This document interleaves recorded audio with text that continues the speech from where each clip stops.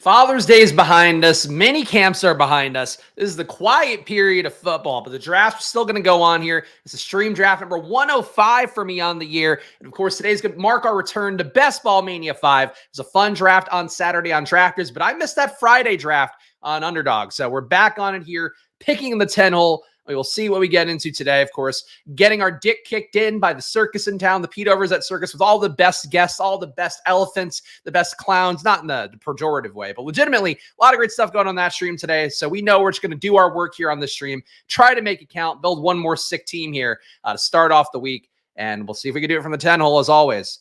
Appreciate all you guys being here, though. Again, happy Father's Day to all the dads. I am personally about as hungover as I've been in years right now. I don't know why. Had a few too many golden monkeys yesterday, I guess, but didn't feel like anything last night. And I woke up this morning and I'm just like, ugh. And it might just be the drag of everything going on in the world. You guys know the grind, the summertime. A lot of your jobs out there, maybe you don't have to do it as hard. For me, with a startup, with probably us trying to find fundraising while also trying to redo some things, make it better, I am like burned out. So I have to find these drafts be my sliver of joy amidst all that. And we're going to try to find some joy here, including Garrett Wilson going in the 7 hole, which I will never support in any situation. We are getting Puka Nacua coming back to us at pick 10. I don't mind that one. Puka Nacua, come on down. You are my first pick here. Which I was watching Pete's draft right before this one, and as I was finishing up my work that I have to do for probably before I hop in the stream, I saw Pete start Puka Nacua. So no competition with Pete here. I'm sure his team ended up sick. We'll see if we can build a better team using Puka Nacua as a lever and maybe getting some fun stuff back, though probably not. And seemingly, we will not ever have the Puka Nacua Marvin Harrison Week 17 duo that would make me the happiest boy in all the land to have at least one share of, but it just never fall to me, unfortunately, even picking Puka at 10. Still doesn't fall to me. We'll see what we're going to do here. New edition of the Spags rankings as well came out on Sunday. So those are uploaded in here to Underdog for me. Some movements for sure. I did finally have the ability to bump Saquon Barkley down a little bit because ADP is actually coming down, which one of the things that surprises me, honestly. A lot of things actually surprised me about the market movements lately. We'll talk about that more in a moment. I'm a little bit low on Chris Olave right now. I think for me, a player that I would like to get some more exposure to. I've got him ranked now at 15. Kind of feel like with Saquon coming down and with Taylor holding around that 16 spot, I felt like it was time to move up Olave. Really, the logic for that would be right now, that starting group for New Orleans is Olave, is Rashid Shaheed, and a Cedric Wilson. None of those guys are really going to be game breakers as target earners. Shaheed is definitely a guy who can make some downfield plays, have some opportunity, be efficient with that. Cedric Wilson can also be decent, but he's not going to be a great target earner. He was decent filling in for Miami last year. Obviously, never really paid off that contract that he got from Dallas. For him, though, like he's a player that's going to be out there, it seems like at this point, running a lot of the snaps. So I want to adjust to Olave a little bit more. I think as well, not having Taysom Hill taking any QB snaps at all, it sounded like, from camp is going to be a good thing for Olave. There's not having that QB snap turning into a bullshit kind of run play like Taysom Hill does. Going to open up more opportunity for Olave. I guess the risk side of that would be that they are using Taysom Hill more out of the slot, more as a tight end, and more as a running back. Maybe that theoretically hurts Olave, but I'm more buying on the positive side that target competition is really weak for New Orleans. Having Derek Carr back playing all the QB snaps, a positive. And then having Taysom Hill not playing QB snaps, I think also a positive. So I'll focus on the good side here, and we do take Olave. Shout out to the chat here. Seeing all you guys. Bindle's gifting a Splash Play membership. I appreciate that. Of course, we have the natural kind of attrition that it comes with memberships. So we're now further away from 100 than we were last week. That's how it goes. Do I think Higgins is properly valued again post-signing or still too high? I have moved Higgins back to around his ADP. My Higgins ADP in this week's rankings is at 43. He's come up even more in ADP, though. So I worry for Higgins that he's going to somehow come up to like Waddle range, which people really love wide receiver twos and offenses that they have some trust in. I don't necessarily feel the same way about Higgins or Waddle. I do feel pretty good about Devontae Smith out of that group of number 2 receivers. But Higgins, to me, going around 40 now that he's signed the tender, fine. If he's going in the 30s, I just can't imagine being there very much. Still think the risks are there for him. Like, he was never going to hold out. He had to get his vested year in at some point. But the real risk for him is just being cantankerous, being unhappy with the situation after the Bengals haven't talked contract with him in over a year. So that's really the biggest risk for Higgins. I think, to me, at pick 41 with the tender signed, I guess that's priced in. If he gets to the 30s, if he somehow gets even this DK Metcalf Malik Neighbors range, I don't see myself having a lot. So And I personally probably wouldn't move him up there. I think I could move him maybe mid 30s, but even that, not the most confident in it. Oh, there we go. Fantasy Football Garage gets the membership too. Shout out to that one. Everybody thanking Bindles. Appreciate him. And of course, all his stream work that he does as well. We'll see what we get in these next pick coming up here. Again, a Monday draft. Just kick the cobwebs off. Had a good draft on Drafters on Saturday. I did enjoy that one, but I feel like, honestly, for me, missing the stream on Friday, had the presentations, which we could talk about in a moment, was just really, it was a dejecting thing on Friday to do the presentations that I had to do. But to not have a draft on a Friday, like, I feel like I missed one day at this point of an underdog draft. I'm like, oh man, I'm just like out of the ecosystem. I don't know what's going on with these ADPs. I don't know how things are moving. But really, there is like a lot more movement there should be at this time of year. Sam Laporta, pick 34, not a bad thing. Kind of feels like we're in a little bit of an avalanche here. I think I've done the Puka Nacua, Olave, Zay thing quite a bit. I'm going to take Tank Dell here. I like Zay Flowers enough. Zay kind of becomes the guy I fall into every time in this spot. So this particular situation, I'm not going to go his way. We'll go Puka Nacua, Chris Olave, Tank Dell. The thing that I like about this team, 2-year 2 guys, 1-year 3 guy, all theoretically have a ceiling to hit that's even higher than what they've had before. Obviously going to be tough for a guy like Puka Nacua who set records as a rookie to do that. But I think that, to me, having guys, again, year 2, year 3, always going to be positives in portfolio. And something to note too, again, as I do the rankings every week, I see the market movements more pristinely than I would normally just do in my drafts. Really feels like the markets right now, the people who are drafting more teams in May, in June, in July, or obviously in particular June right now, people don't like the rookies quite as much, is what I've observed in a lot of the market movements. So that's one thing I'm trying to be mindful of. We pushed Zay all the way back to us. People reached for Pickens and McLaurin. McLaurin going, by the way, 37. Who was earliest on that? I think this is a Zay Flowers spot. Would not hate Trey McBride, but Zay coming a few spots after ADP, getting ahead of a potential avalanche. Let's do that. Obviously, I love Trey McBride, but I get a little too cozy taking him in the late 30s. Well, he does have that mid-40s ADP. So I'm going to pass on Trey McBride at this point, go Zay Flowers' way, and maybe if the gods are shining upon us on this fine Monday, we'll somehow get Trey McBride back at 58. I don't think that's the most likely thing in the world, though. You like taking guys like Flowers / AJB / Dell with one of the elite QBs they aren't normally paired with. I don't hate it. It's not really the kind of thing that's going to move the needle for me necessarily, but I think anything with these little, micro edges of game theory you can get, if you are maxing it out, are fine. If you're putting in, let's say, 10 entries in BBM, I probably wouldn't start trying to outthink myself that much. I would take AJ Brown with Hurts if you can. If you don't get it, don't kill yourself over it kind of thing. But ultimately, I think there's a game theory thing if you're playing 150 entries or even, let's say 75 to 100 of just sometimes trying to break type and knowing that normally somebody in your spot, if you have, I don't know, Tank Dell and Diggs, you're normally going to take CJ Stroud, and that's normally the play you should do as well. But if you have enough of that pairing with Stroud, then maybe you take an AR or you take a Lamar or you take something like that to make it different.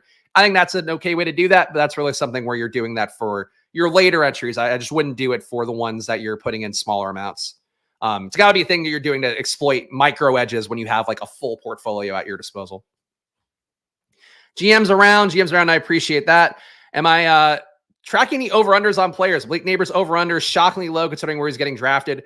I haven't checked it. I don't check it regularly. That market data is not the most valuable in the world, especially because it's not sharp sportsbook market data. If you are taking lines from DraftKings or FanDuel, obviously those lines are pretty aggressive in terms of the pricing, but they're not actually sharp in terms of the money coming in compared to a Pinnacle or a BetCris or something like that.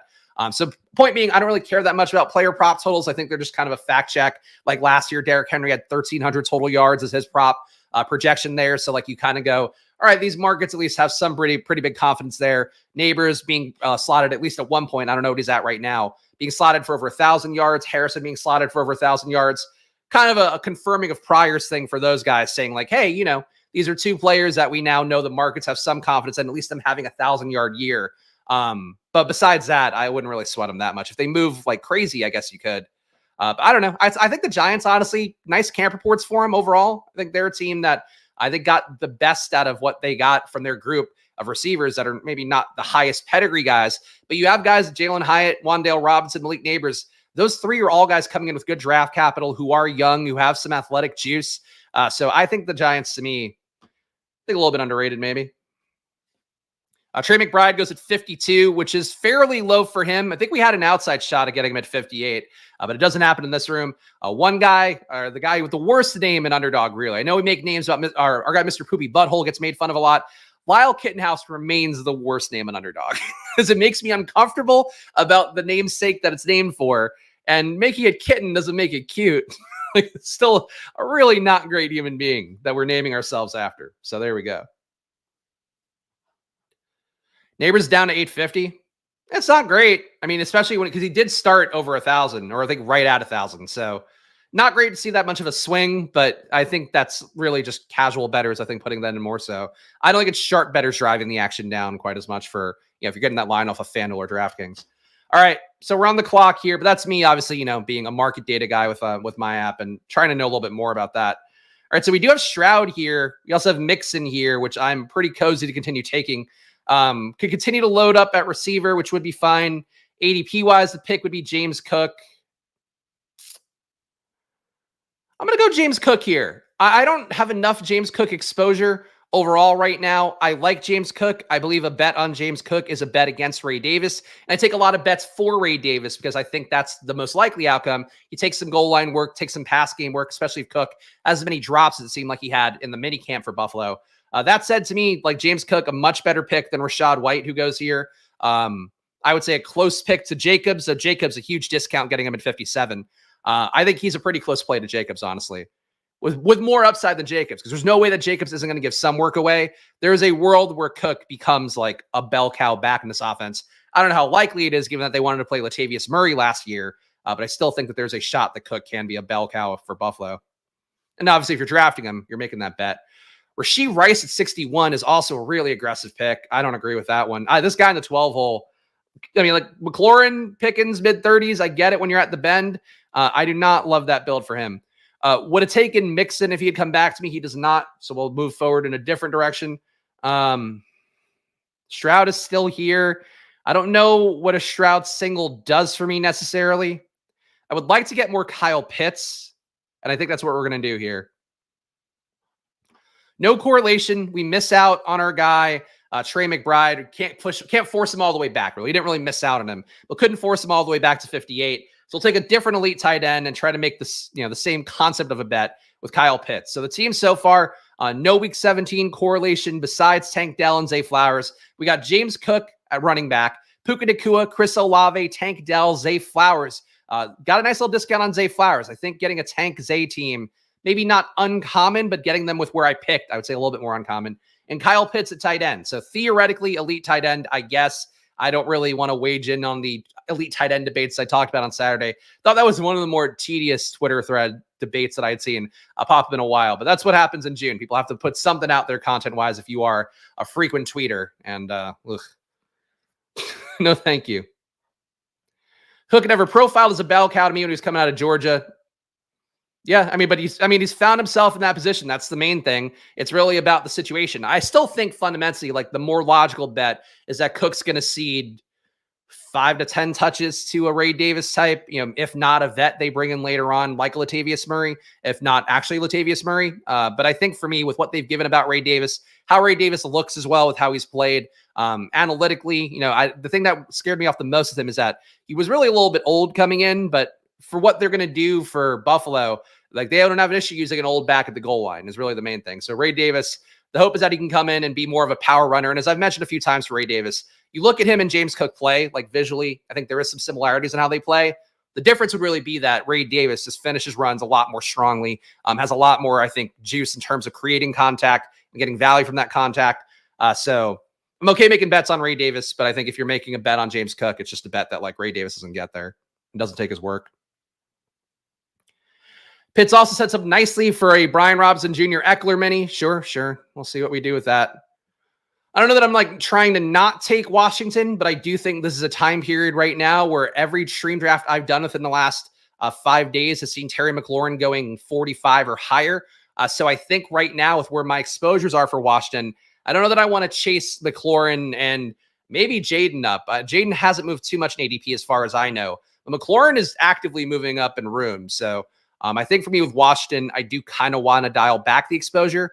But if Robinson, I guess, holds at ADP while the pass game spikes up, because some nice puff pieces we talked about the Athletic last week, really in-depth piece talking about Terry McLaurin and his cosign on Jaden Daniels. I think people are getting more comfortable with Washington's offense. But obviously now we have about a month for them to settle in and for the ADPs to kind of materialize with whatever the market feels like about Washington. Ray Davis has got to be a better version of Damian Harris for Latavius Murray. I mean, that's the hope. He's not as big as those guys, so he doesn't fundamentally have the thing that you assume or you want to see to have a goal line back and trust a goal line back. But I think with Ray Davis, again, it's really the visual stuff, the running with power, and analytically too. Like, he wasn't a bad player in any of the metrics that I look at. Let me look up Ray Davis real fast in terms of the EPA numbers. Ray Davis stuffed a lot, which is not what you want to see out of your power back. 20% stuffed run rate maybe gives you a little bit of cause for concern. Only a 0.06 EPA per rush, though. Kentucky wasn't a world beater, so you can give them some grace there. Though coincidentally, I guess they weren't a world beater, but their offensive coordinator got hired to be the Bucs offensive coordinator. So I don't know, maybe there was something to him. But 20% stuffed run rate, worse than the class, is the one thing that would worry me about Ray Davis' ability to be a power back long term. But we'll see. Good pass catcher, though, if nothing else. Kentucky offense is a bad offense, so it is what it is. I mean, Kentucky is pretty much always a bad team for the most part. 0-1-4-1 here. Some optionality, I suppose. Was thinking Jamison Williams might have been interesting. This is a pretty big fall for Keon Coleman, and we do have the bet on Buffalo. Yeah, nobody else even close. 10-pick discount on Keon. I've got him ranked 66, so we're just going to take Keon here for wide receiver 5. So a 0-1-5-1. The issue really is that our QBs are tied up in terms of like the elite QBs. Obviously, these guys are gone. Josh Allen gone. Lamar gone. CJ Stroud gone. So we are looking at like Carr, Stafford late, which could make for a more loaded team as long as we don't get scooped on those guys, because Stafford goes at 150. Carr goes 190-ish. So if we did feel comfortable with that as a 2 QB build, that could work. All right. Kyler Murray falling more than he usually does as well. Ramondre, contract extension, though. A lot of talk about Gibson taking a lot of the pass game role away from him and making it less fantasy friendly was the exact quote from a New England beat guy. Oh, man. I think I'm going to go Ramondre here. God, I don't love that pick. Part of me wants to just go James Conner and just get an Arizona correlation with Puka. I frankly think I like James Conner a little bit more as a play, but obviously we have to default to the market sometimes. So we're going to do that for this particular build. So we have James Cook and Ramondre at RB. We have Puka Nacua, Chris Olave, Tank Dell, Zay Flowers, and Keon Coleman. Probably the biggest discount I've seen for Keon Coleman in a room. So I'm happy to scoop that up, even though Keon Coleman's talent, as he talked about enough on here, like I don't think he's the most talented guy in the world. He's been running with the wide receiver ones, or with the ones rather, for Buffalo since the moment that OTA started and minicamp. So I think that's the good thing for Keon. His talent wasn't the strongest in terms of the advanced analytics at FSU, but we'll take the shot on him. If he goes in the 80s more reliably, I'd probably end up with a lot of Keon Coleman, I guess. Got to hand it to Kentucky. They tricked people into Lynn Bowden briefly. Yeah, I mean, and Wandale was from Kentucky, and like he's actually been a decent player, so they got some things going for him. To see the potentially negative reports in the Bills GM about Coleman. No, I did not see that. Was that something over the weekend? If you want to share it with me, I'm happy to hear it.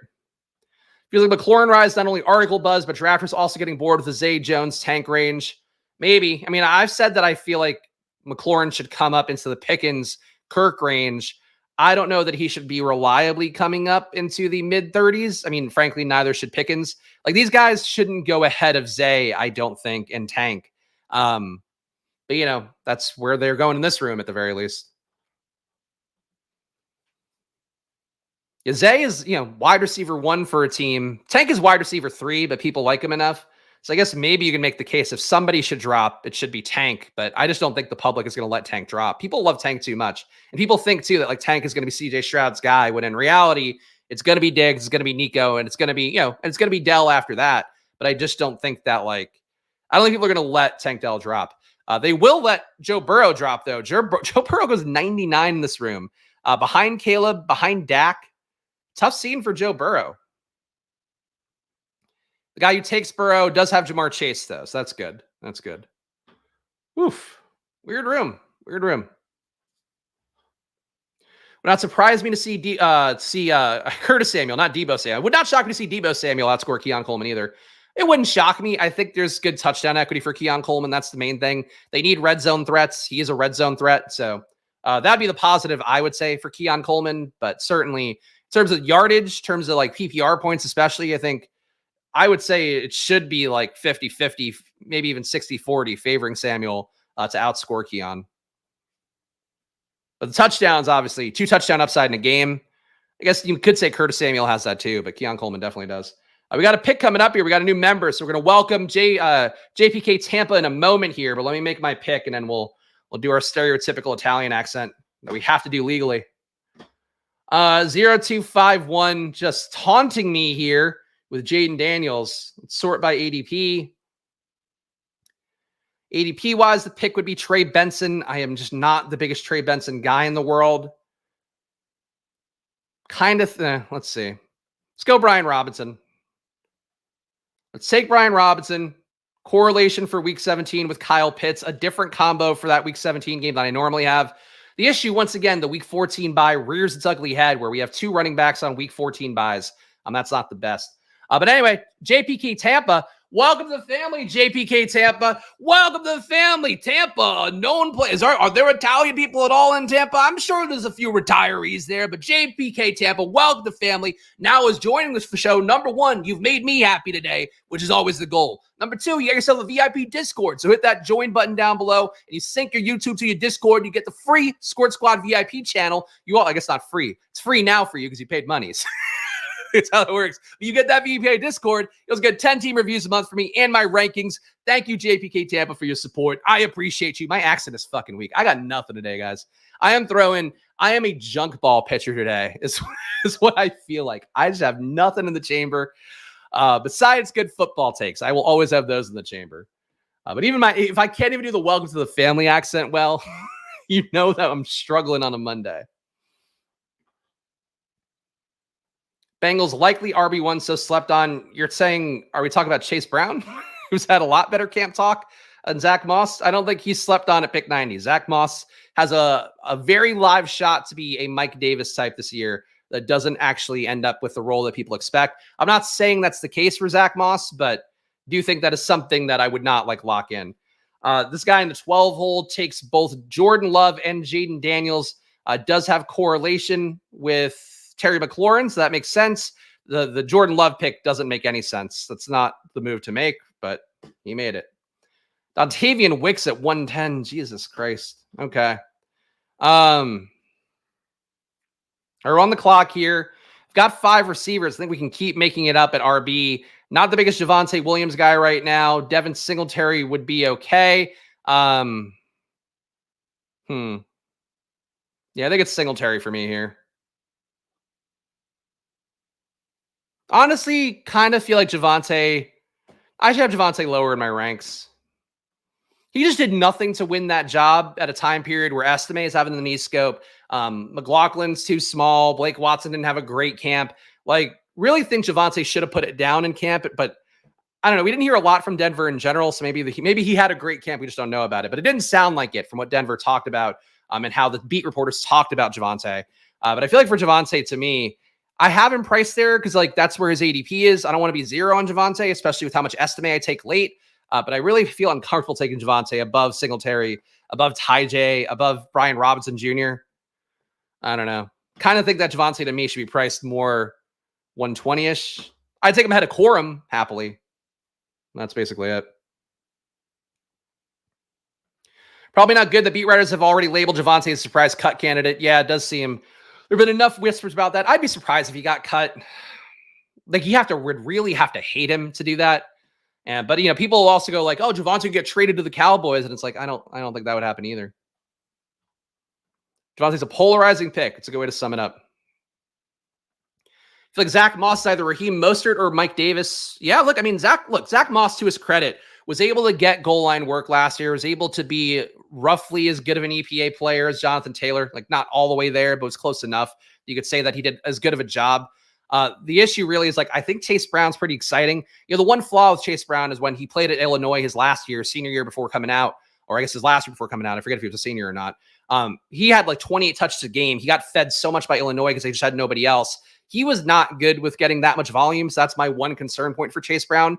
But he had such juice last year playing like, a 5 to 10 touch per game role that's where I think Chase Brown is going to be fun and maybe threaten for more touches to take away from Zach Moss. The risk point is just that, again, like he was really bad in college, and you're playing at Illinois and you can't put up decent numbers getting almost 30 touches a game. That's my concern point for Chase Brown, really. But it's not really Zach Moss. It's not like Zach Moss is going to be so good that he ices Chase Brown. It's that Chase Brown can't handle the volume, I think, and still be as good as he was last year, or, as he might be theoretically. GM, y'all getting tired of this current day job, but y'all keep the spirits high, and there we go. I appreciate that. Look, it's hard, man. It's hard doing anything. That's what I will say in this game here. It's hard. It's hard starting a company. Tell you, like, we go these presentations. I mentioned the one on Friday that I was doing. I missed the stream for on Friday. And it's like we're competing there with, okay, so literally one company does antigen vaccines, and like another company is curing this nerve pain thing that, like, I guess is called the suicide condition or whatever. I forget what the exact name for it was. Basically, it's like this thing that in your mouth that like fucks up all your nerve endings. They're creating a product that helps solve this thing that's like apparently the worst pain you could have as a human being. And I'm going in there with like, we have a great sports betting data app that's like not making $1 million a year or even close to it. So that's been the haul for me. So look, if you guys are having a tough time at work, especially in the summer, just know that it's not easy for anybody at the end of the day. 0-4-5-1 here. Kind of like Dalton Schultz for this team because I feel pretty good at receiver, feeling pretty good at RB. Could maybe make RB a little bit stronger, but I'm going to lock up tight end. I think a Schultz-Pitts duo looks good. We didn't get Mixon before, so we got another bet on Houston. Just some touchdown equity bets on Houston are really ones I'm always happy to make. Let's give the team a read here before our next pick. It's a 0-4-5-2. We've got James Cook, Ramondre Stevenson, Brian Robinson Jr., Devin Singletary, Puka Nacua, Chris Olave, Tank Dell, Zay Flowers, Keon Coleman, and a tight end, Kyle Pitts and Dalton Schultz. So the issue really here is that we're putting a lot of eggs in the basket of late QB. The good news is we're missing out, pretty rushy, frothy QB situations for a lot of guys in this room. So I'm hoping that we'll get Carr and Stafford late, but we'll see. 0-4-5-2 build here. Josh Downs, not a bad pick here. Kendry should be coming up with Kamara leaving camp early as part of his displeasure of this contract. Zeke would not be a bad pick at RB5. A little bit of a tier break at receiver. Maybe take Josh Downs for that. Let's take Josh Downs for that. Technically, you have some week 17 correlation with Josh Downs and Devin Singletary. And Downs, another week 14 bye is the issue. But 6 receiver Josh Downs feels pretty good. So team so far, again, a 0-4-6-2. Got to get our QBs late. We got James Cook, Ramondre Stevenson, Brian Robinson Jr., Devin Singletary, Puka Nacua, Chris Olave, Tank Dell, Zay Flowers, Keon Coleman, and Josh Downs, and a tight end, Kyle Pitts and Dalton Schultz. You can make the case here to go for one more RB, as D. Owens is in the chat. I'm okay. I would be okay taking Kendry, but there was a lot of RBs there. There's only one receiver, so I think there's enough of a tier break between a Josh Downs as a discount, going into Jalen Polk, going into Leggett territory. To me, they're like getting down. So give me wide receiver 6. I feel a little bit better about personally, but I get it. And okay, Thaddeus always wants to hashtag get your guys. I appreciate that. I can't always get exactly our guys. We're getting good guys. That's the goal. Good, appropriately valued guys. Without valuable fantasy footballists of years in the NFL, they really screwed the pooch with week 14. It really is a brutal one. Like all the most fun teams, Baltimore, Houston, Indianapolis, Washington, who I expect to be ascendant, even younger teams, New England, Denver, your late outs, all not playing week 14. So week 14 is going to be the least fun week. If we do an exposure video this year or a recap video of how lineups are doing, week 14 is going to be the one where I'm like, fuck, I don't... I hope all these teams are up 150, 170 points because we might be putting up 10 in week 14 for some of my teams. Some nice camp reports for Pat Freiermuth amidst the wide receiver 2 logjam there where you have Van Jefferson, Quez Watkins, Calvin Austin, and apparently it's just not Roman Wilson competing for the wide receiver 2 spot.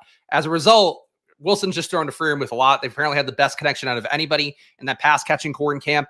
So Freiermuth, I will highlight, not a player I'm excited by. Again, Arthur Smith offense, I just don't want a lot of anybody there. But I do think for Freiermuth as a tight end play, could do worse in the mid 130s. Hockenson finally falling. If you were one of the people taking Hockenson in the 90s, which we warned you about in this stream, I hope you are learning a lesson about looking anything up about how injuries work and when a guy got surgery and all that. But Hockenson falling, Nick Chubb falling. In this room, Chubb went here, right here. Actually, good. Good. Honestly, better price tags for both guys. Still probably a hard click because if you are taking Chubb, you might be a little more zero RB-ish. Would rather have guaranteed production from a Ty Chandler. I don't know. Chubb's a tough click, man. Chubb and Hockenson to me have been tough clicks this entire time. But I think even in the 140s, it's like you got to have a very specific team, I feel like, to want those guys still. It's too much risk with the injury. Stafford here, slight discount. I think this is the pick to make. Discount on Cousins, too, if we wanted to go that way. But let's stick with the plan here. We'll go Matthew Stafford, who has a week 6 bye. So we've got that going for him. But the Stafford Puka Nacua bet, maybe not the most fun in the world. That's really all I have to say about that. I feel like Matthew Stafford bets in general are not one of the ones I get a lot of joy with. But for a team like this, I think it makes sense to take Stafford and just play some pocket passer QBs rather than normally for me where I'm trying to force in mobile QBs at every turn. I think this time we're just going to force in 2 pocket passers that we have wide receiver 1 correlations with.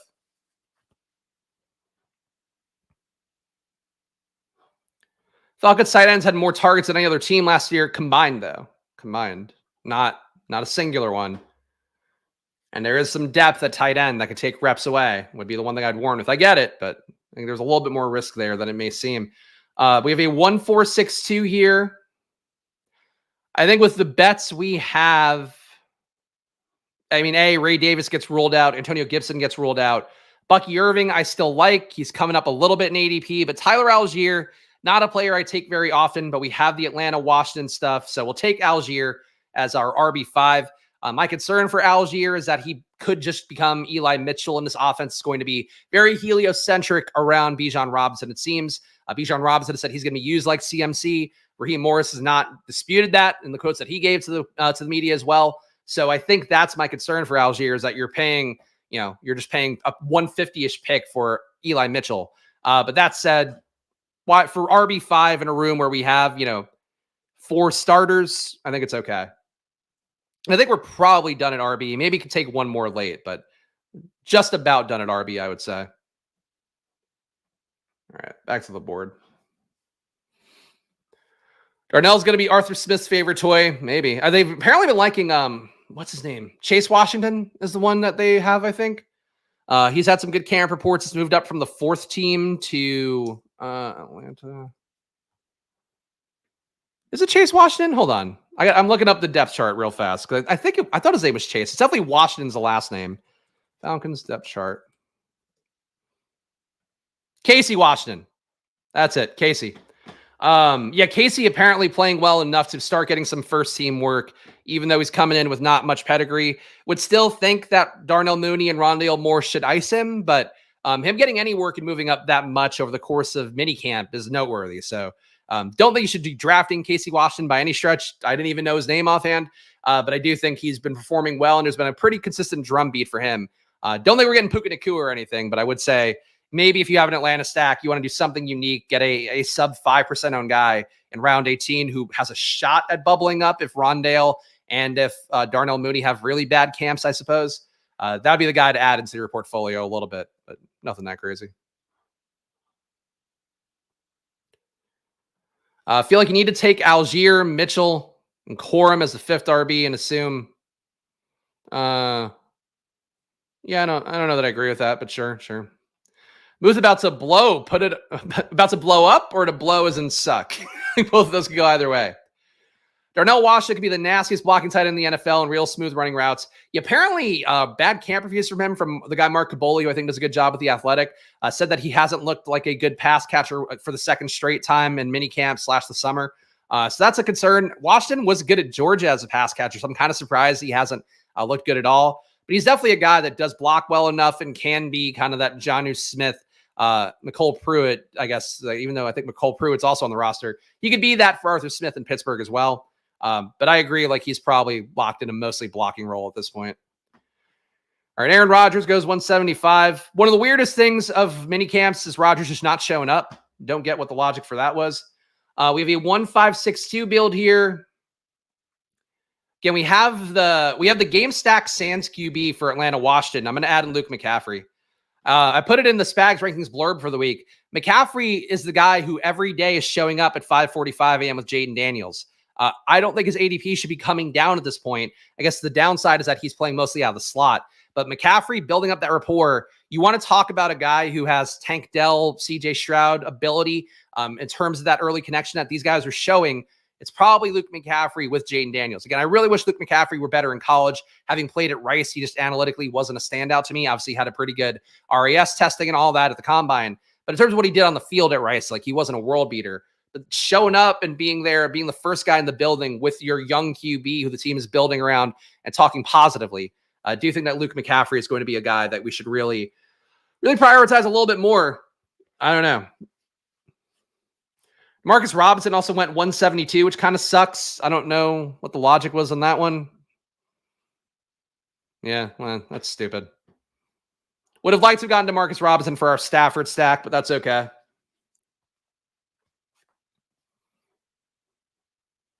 All right, 1572 here. Derek Carr, I have ranked at 188. He's got a 201 ADP on him. And we do have Baker and Geno here. Are there any players I really want to take above these guys? Corley could be an interesting bring back for our Buffalo stuff, I guess. But I think I'm just going to go Derek Carr. I'm just going to lock up the stack at this point because I think I'm going to take some weird players in the 17th and 18th round. So Derek Carr, QB2, bye week of week 12, so we're okay there. Really not a sexy QB room in terms of the kind of upside stuff that we look for, that I look for in particular in terms of rushing. Guys are going to be, highly successful players. That said, these are two drop back QBs. Carr losing Taysom Hill, taking QB snaps, going to help him out a lot. So the risk is, I guess, that Rattler or Jake Hayner could see the field theoretically at some point. With the contract money in New Orleans, though, I think Carr going to be locked in no matter what. So we have Matthew Stafford, Derek Carr at QB, James Cook, Ramondre Stevenson, Brian Robinson Jr., Devin Singletary, and Tyler Algier at RB. So maybe one more RB there. We'll see. Puka Nacua, Chris Olave, Tank Dell, Zay Flowers, Keon Coleman. So 5 receivers in our first 82 picks. And then also Keon Coleman, big discount there, maybe because of the bad GM quotes, whatever he was talking about earlier. Josh Downs, Luke McCaffrey round out that room. Happy to get both guys who, frankly, I think make a lot of sense besides these week 14 buys that are the death of me. We have 3 receivers available in week 14. Not great. Tight end, we have Kyle Pitts and Dalton Schultz. I like the team. Week 14 buys are just drive me insane. That's basically how it goes.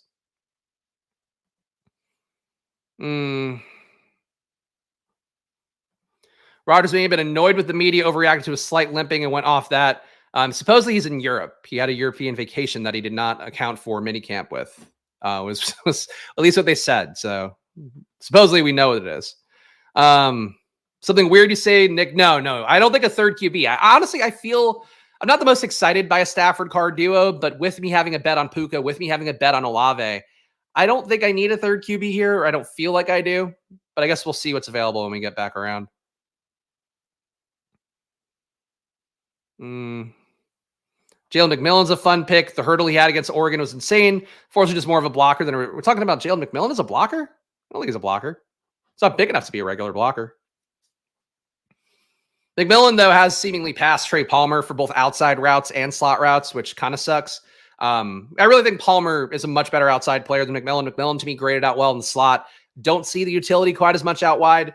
But I've mentioned it a few times on stream, and it was officially put it in my rankings as well as a blurb. But I do think McMillan has officially iced Trey Palmer. Something to keep in mind. Oh, Darnell Washington. Okay, good. Yeah, he is a good blocker. Yes. It's like Jalen McMillan is small, man. I don't know what you're talking about. But we had too many side combos in the chat, so my bad.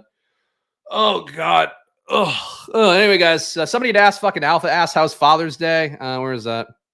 Father's Day was good. Went to the wife's family. We also had Friday. We had a daycare and a year party where Luca got to do some bouncy castles. That was fun. Also didn't get big dicked by the big kids there, so that was a positive that he kind of stood up for himself as a little 2-year-old.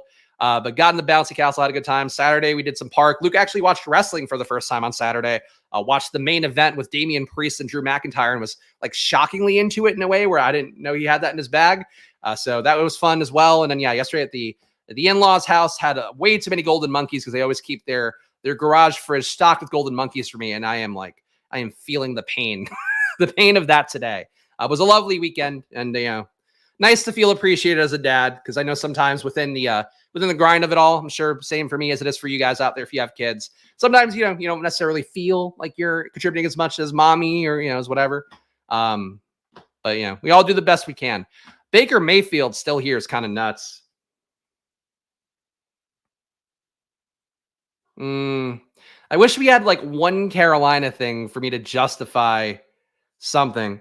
I'm going to go Tez here. Pretty comfortable with Tez in this kind of build where we do have some Houston-Baltimore stuff. Tez, to me, a more interesting play at this point than Rashad Bateman. Bateman, I'm okay taking from time to time, especially when I have Lamar. But Tez, I can take as a wide receiver 7 or 8 and not feel bad about him having just some big upside. So the issue is he's another week 14 buy. So we're not solving our conundrum there, but I'm okay with it. That was what I was thinking, Adam. But without Carolina, I don't know that I see the value in that. I really think that McMillan is a much thinner play than people realize. Like that offense is going to flow through Evans. It's going to flow through Godwin. If it's going through McMillan at all, then those guys are bad picks right now at ADP. Was hoping we'd get Jalen Hyatt back. Unfortunately, we do not. Hyatt would have increased our little Giants bet with some Indianapolis involved. Could be a Darius Slayton team, I guess.